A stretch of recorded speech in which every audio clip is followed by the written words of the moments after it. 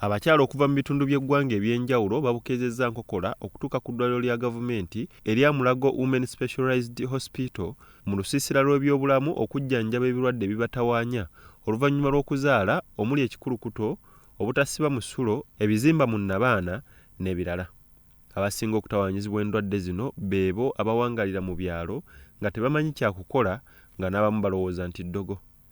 Owiduhaye Sofia okuva e Kakumiro muwala muto agamba obuzibu yabujja kuba mulerwa abamulimbalimba nga bamutegeeza nga bwe basobola okumuzaaza omwana ow'emyezi 7.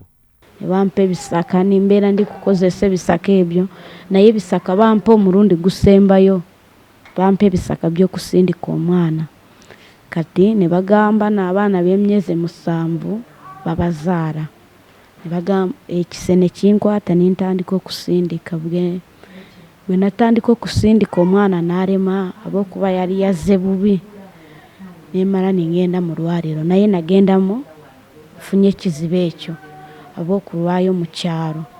Josephine Kabigale akuliridde mu myaka nga naye ava Kakumiro agamba aludde ng'atawaanyizibwa obuzibu bw'okufuluma era ng'alongooseddwa mu malwaliro ag'enjawulo nga yatuuka n'okuvunda.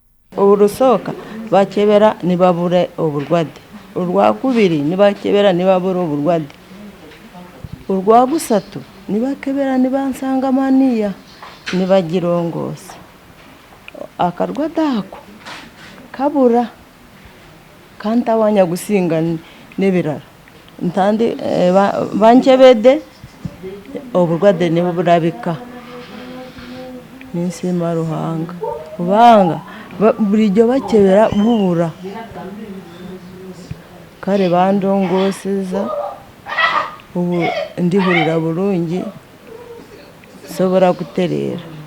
Endwadde enzibu tezisosola zaatuuka n'okukwata omusawo retired senior midwife Okyaya Alexandria Akiding okuva e Soroti eyawummula ng'obuzibu abadde nabwo okuva mu mwaka gwa 1993.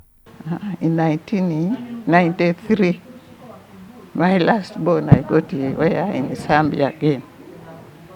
So I had a serious 3rd degree tear again because the baby was first to pubis. And they were saying the fetal heart is very slow, we can't take you to theater, and we have to deliver this baby as fast as possible. So they cut this way and cut bilateral episiotomy. Ku lw'eddwaliro ly'abakyala ate akulira okujjanjaba abatawaanyizibwa endwadde eziva mu kuzaala, Sister Mirembe Esther Joyce alambuludde ebika by'endwadde eziva mu kuzaala n'emyaka egisinga okutawaanyizibwa. Tufuna abakyala b'emyaka egya wakati awo abali mu myaka egizaala kubanga ebiseera obuzibu obwo butera okubeera mu bakyala nga bazaala naye ate ebeerayo n'abazaala ne batabajjanjaba bulungi emyaka ne gikula najja olema mukebera nga yeetaaga okuddamu okutunga ne bamutunga wadde emyaka mikulu. Tufuna n'abaana abato ng'abaana bano abalina tukiyita ureters, waliwo obuseke obuva ku nsigo okuleeta omusulo paka ku kawago. Oluusi buba bwakulira mu kifo kikyamu ne weesanga nti omwana ono buli kiseera atonnya omusulo kubanga tannazaala nti oba fistula naye ng'atonnya omusulo buli kiseera. So babakolako obuseke ne babuzza mu kifo obuteekwa okubeera. Bya Ora Gabudiel, Salt TV, Omunyo.